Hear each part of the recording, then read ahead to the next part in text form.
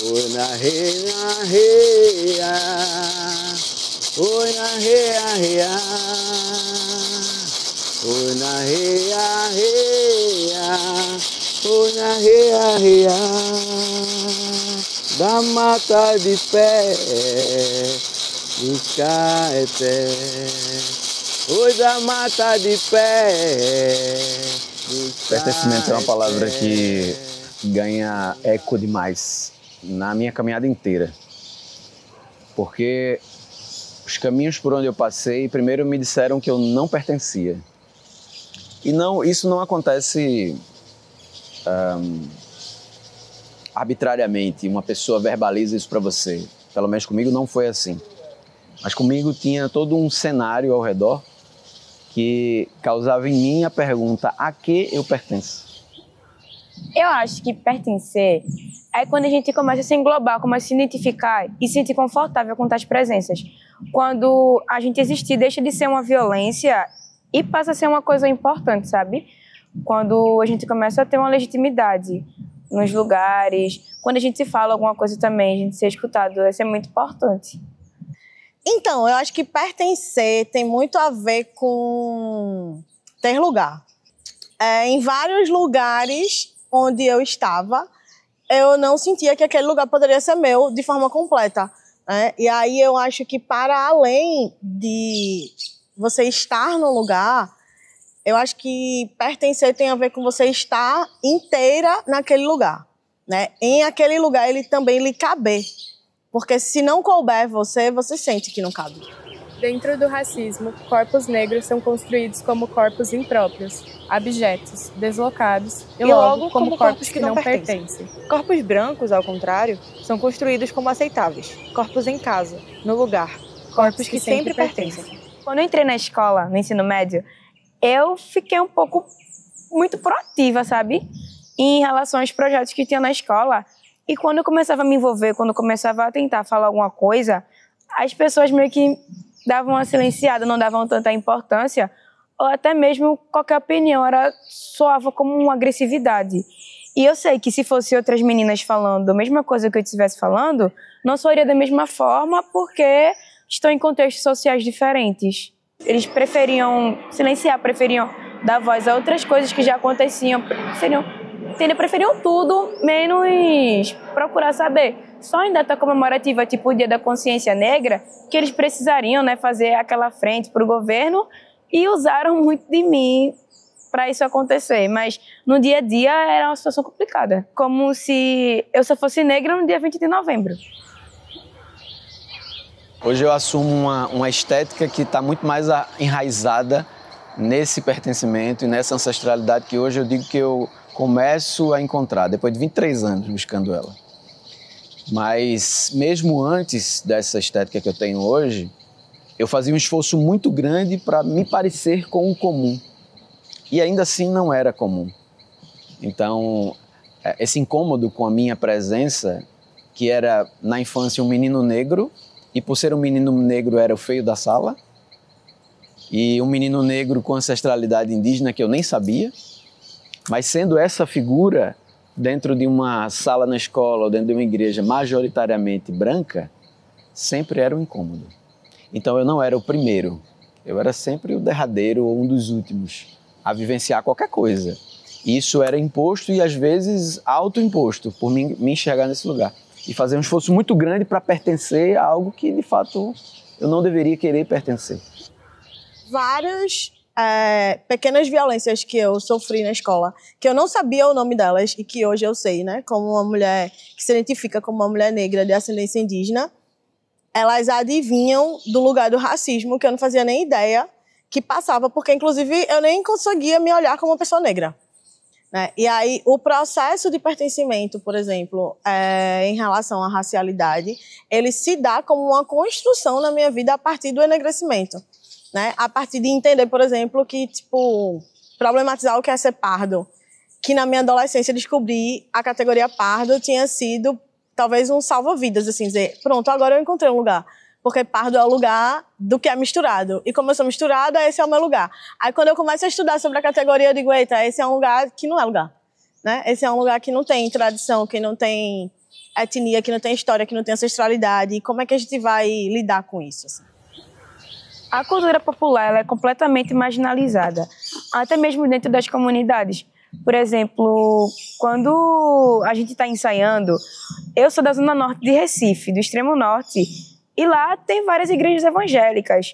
Então, foi a minha infância toda tendo que disputar, de certa forma, com as meninas da igreja evangélica, porque elas queriam estar no culto e eu queria tocar maracatu. Por mais que não tinha nenhum vínculo religioso ali no maracatu na hora do ensaio, elas iriam implicar com a gente. Na escola também, poxa, às vezes, intervalo bíblico mesmo, toda quinta tem na escola, e uma única vez que a gente foi fazer um atozinho assim que tinha a ver com o candomblé, foi completamente assim lixado por uma certa parte da comunidade escolar. A arte, eu acho que entra na minha vida por um viés que entra na vida de muitas pessoas que crescem na igreja, por exemplo. Então, a minha principal forma de expressão artística é a dança. E ela entra na minha vida porque eu fazia parte de uma igreja e eu sempre gostei de dançar, na verdade, desde muito pequena. Meus pais nunca me colocaram na aula de dança, por exemplo. E aí, quando eu era adolescente, assim, finalzinho da adolescência, a galera começou a dizer, porque você não dança na igreja, porque você não dança. E tinha um grupo de dança, que era tipo um grupo, sei lá, de gestos, de uma dança mais clássica, vamos dizer assim. E eu, tipo, achava meio brega. Então, eu disse, não quero dançar isso, não.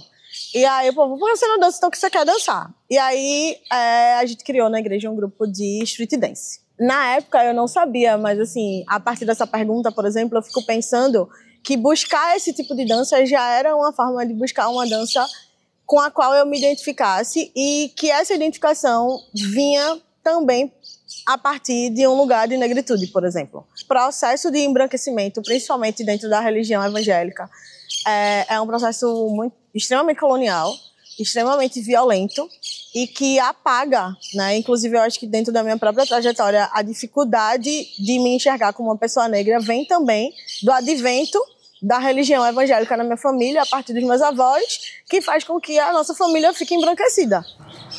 Eu me identifico como um brincante da cultura popular hoje, porque eu acho que essa foi a forma mais pura de eu concentrar algumas linguagens artísticas que eu me atrevo a fazer. E digo isso porque uma das primeiras linguagens foi a arte visual, o desenho, a pintura.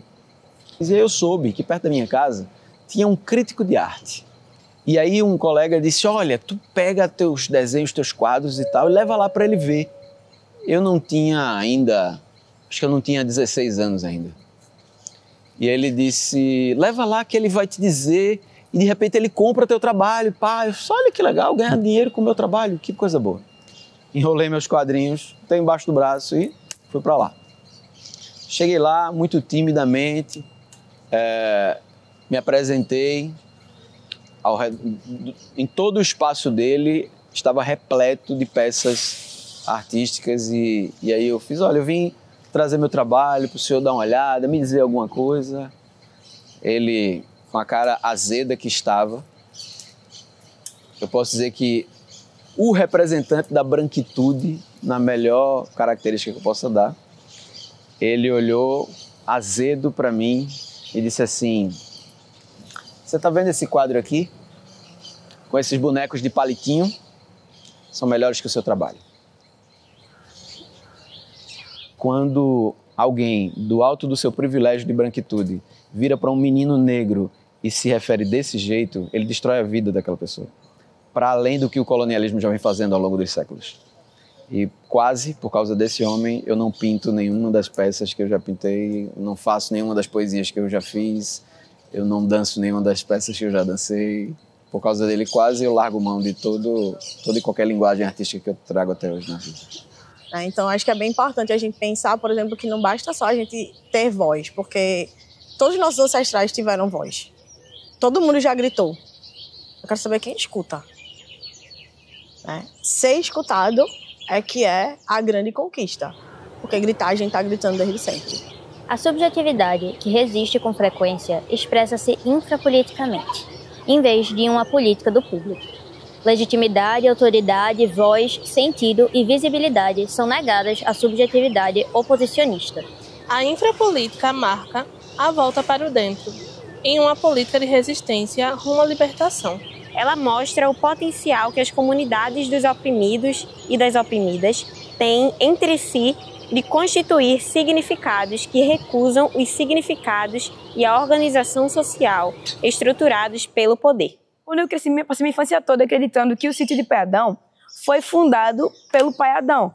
Sendo que mais velha, quando eu comecei a pesquisar um pouco mais sobre a história, eu descobri a existência da Ifat Nuqué, que foi a criadora do sítio de Pai Adão. As pessoas falavam dela, que chamavam ela de Tinês, falavam que ela era uma mulher negra escravizada.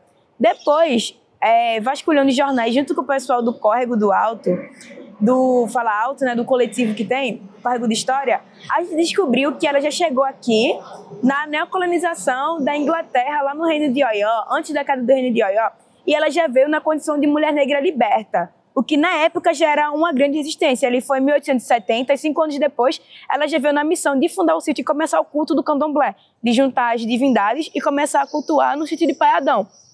E eu acho que Tinês, ela é o maior ícone, se duvidar, da história brasileira, porque ela quebrou uma onda de machismo também, porque ela era uma mulher completamente respeitada, apesar do sítio não ter o nome dela, ela foi assim, poxa, um grande estopim da história do candomblé, do movimento negro. Então, assim, ela se tornou uma grande referência e a história dela não é contada se você não vasculhar muito pelos antigos jornais, se você não procura saber muito. E também, depois de Tinês, tiveram as outras mulheres do sítio, as rezadeiras, inclusive minha avó, que existiram muito ali na época de Vargas, por exemplo, o quebra-quebra, que teve o quebra-quebra do terreiro. Também a geografia do sítio de Pai Adão, que é uma coisa muito interessante, que chamam ali a parte de Campo Grande, Encruzilhada, Água Fria, até a parte de Casa Amarela, como a antiga Catimbolândia, porque a geografia de lá é muito semelhante aos espaços africanos, sabe? A criação dos baobás, as raízes extensas, lá aparenta muito ser a África. E uma árvore que tem lá, que é o pé de iroco, que a gente tem ele também como orixá, também foi um grande ato de resistência, porque é um pé de árvore que ele é oco por dentro, e quando chegava essa época de quebra-quebra, que era basicamente os policiais chegavam e começavam a quebrar os terreiros por conta das influências fascistas e nazistas, intocavam as coisas dentro e infiltravam com sincretismo. Falavam que era festa de São João, festa de São Pedro, mas estava lá a macumba rolando solta e os artefatos dentro da árvore. Então, ter essas coisas presentes na minha vida começou a despertar em mim um reflexo, sabe? E uma coisa muito grande, né? Porque a gente só chegou aqui porque os nossos ancestrais, além de resistirem com luta, eles resistiram com festa, resistiram com ritual, né? Resistiram com terreiro. E aí, os terreiros, por exemplo, das religiões de matriz africana, são grandes cultivadores da cultura que fez com que a gente chegasse até aqui vivo. E aí a gente precisa reconhecer isso para que a gente entenda que a festa e o ritual faz parte do lugar de resistência. Se a gente não tivesse tido festa, todo mundo teria morrido, certamente.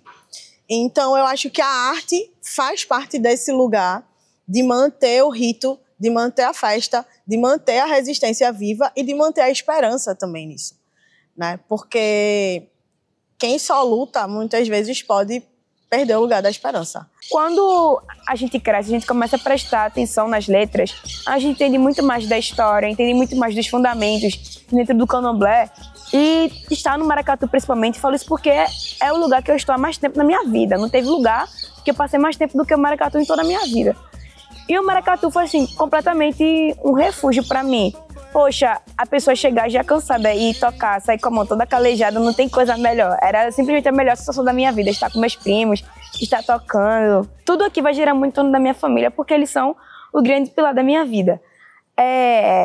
Tem o meu bisavô, que ele faleceu pela ditadura militar. No final da ditadura militar, ele foi preso, a gente não sabe como foi que ele faleceu, mas ele foi um dos presos. E a gente sabe que ele faleceu cego e sem a consciência. Ele tinha um gingadinho com o ombro, que hoje eu e minhas primas, a gente que nasceu, minha mãe nasceu no ano que ele morreu. E hoje a gente tem esse mesmo gingadinho que ele, e a gente não sabe como, mas todo mundo que conheceu ele fala, é exatamente igual o de Seu Tomé, sabe? E as coisas que se passavam. Ver minha avó numa roda, de candomblé, ver minha avó dançando, pô, cresci, tô praticamente igual a minha avó. Minha avó faleceu, mas ainda se mantém isso, sabe? O batuque, caramba, é muito incrível. Uma ligação muito ancestral, assim, não consigo explicar por palavras. Mas se pegar vídeos comparando, é exatamente igual. Se pegar um vídeo de um candomblé que teve no sítio em 1995, comparar com a roda de hoje, você vê praticamente os mesmos rostinhos, sendo que de gerações diferentes. Isso é muito forte, é uma ligação muito incrível. O último trabalho que eu fiz chama Relicárias, né? Não é um trabalho solo, é um trabalho que nós somos três dançarinas. E a gente desenvolveu uma pesquisa sobre mulheres negras do frevo. E a gente queria pesquisar as primeiras mulheres negras do frevo, assim, final do século XIX, início do século XX, né, que são mulheres que foram invisibilizadas, né, que são mulheres que muitas vezes não aparecem quando a gente conta a história do frevo, por exemplo, mas que foram extremamente importantes para que o frevo seja hoje o que ele é dentro da cultura pernambucana. Dar corpo, dar voz, pesquisar histórias e inventar histórias, porque eu acho que esse processo de imaginar o que é que essas mulheres passaram e como que essas mulheres conseguiram sobreviver também faz parte de construir uma outra narrativa, né? Uma contranarrativa sobre aquilo que falaram da gente ou sobre aquilo que apagaram sobre a gente, assim. Então, dar corpo a essas mulheres, para mim, tem um senso muito grande de honrar o que elas fizeram, de manter a resistência e de manter também essa subversão da alegria, assim, né? Eu acho que essa relação do frevo com o carnaval traz muito esse lugar também da gente poder subverter não só pela luta, mas também pela alegria e pela arte. Essa peça, ela faz referência a um autor aimara do século XVII, chamado Umampuma de Ayala, ou Umampuma Ayala, que fez um livro denunciando ao rei da Espanha os abusos da colonização. Esse livro tem mais de 1000 desenhos. Um desses desenhos chama-se Mundo ao Revés, ou Mundo Invertido, que é quando o Umampuma ele faz o desenho de uma mesa. Nessa mesa estão muito imponentes os colonizadores e uma liderança indígena está servindo essa mesa. Ele é o serviçal desses e foi desenhado na estatura de uma criança, denunciando que ele estava sendo posto numa estatura menor do que os colonizadores. Aquilo me rasgou, a imagem me rasgou. Eu tive contato com essa imagem no trabalho de uma outra autora, uma socióloga, que me ajudou muito nesse trabalho. Ela não sabe, mas ela me ajudou. Chamada Silvia Kusikanki. Silvia, ela constrói a ideia da sociologia das imagens. Porque ela constrói explicando que as palavras no colonialismo, elas não explicam, elas encobrem. Isso me trouxe a reflexão de o que é que as imagens têm encoberto que a gente precisa descobrir. O que é que aquela imagem estava invertida e nós precisamos desinverter. E aí surgiu essa peça que eu chamo de Mundo Desinvertido, porque ela coloca no lugar devido as pessoas que ocupam esses lugares. Então a gente tem a ancestralidade indígena e africana na posição que deve estar e os colonizadores na posição da qual nunca deveriam ter saído. Porque as riquezas que eles roubavam, elas têm que ser devolvidas. E a espiritualidade que foi demonizada, ela precisa fazer com que a manipulação da religião esteja no lugar que ela tem que estar, que é sob as nossas posturas de autoridade. Então, desinverter o mundo é colocar no lugar de autoridade quem de fato tem autoridade, os nossos ancestrais e os invasores que ocupam outro lugar. A batida do tambor, infelizmente para o sistema, é muito mais forte no coração de todo preto que faz parte da cultura popular. Então não há violência, não há nada que vai parar o povo preto, porque a gente como essência já tem a nossa própria resistência. Forçado, mas apesar de tudo isso, o sangue que corre nas nossas veias é muito mais forte. A ligação que a gente tem com a ancestralidade, com os nossos espíritos, com os nossos orixás, consegue ser muito mais forte do que qualquer preconceito e violência do mundo.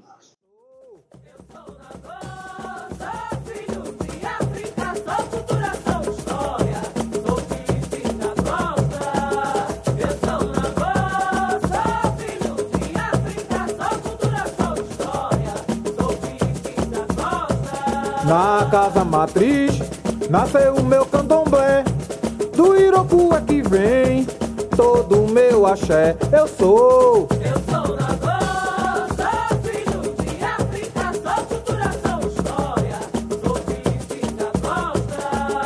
Eu sou Nagoa, sou filho de... Enfim, não necessariamente, né? Mas tá rolando aqui um negócio. Teve uma hora que eu tava falando um negócio que puf, bem na minha cabeça. Só não dá pra fazer isso, pra vivenciar isso no Jardim Botânico, né? Porque é um bicho desse tamanho. Dá não. Dá não. Dá, mas dá uma vez só. É porque eu nunca li, mas eu já sei um pouco o que é aquela... Ai, meu Deus, os mosquitos me comendo. Não, calma. Já foi. Ele respondeu as perguntas.